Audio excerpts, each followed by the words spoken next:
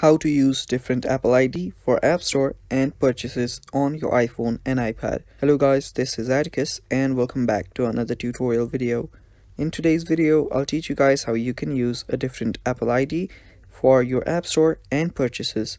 Now this works for your iPhone as well as your iPad, so let us begin. First of all, head over to your settings. After you're on your settings, simply tap on your Apple ID on the top and go to your Apple ID settings. After you're there, if you scroll down for a bit, you will see media and purchases. Tap on media and purchases and you'll get two options. First is to sign out, the other is to view account. Tap on sign out and sign out from your account. Now here you will notice that this clearly says that you will be signed out of your Apple services like App Store, Apple Music, Apple TV and more. So here you can simply tap on sign out, and after you sign out you will get an option again to sign back in. Tap on your media and purchases again and you will be able to sign in.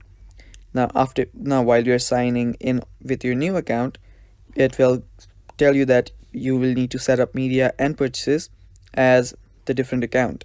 Now choose the different accounts option and then simply sign in with another account.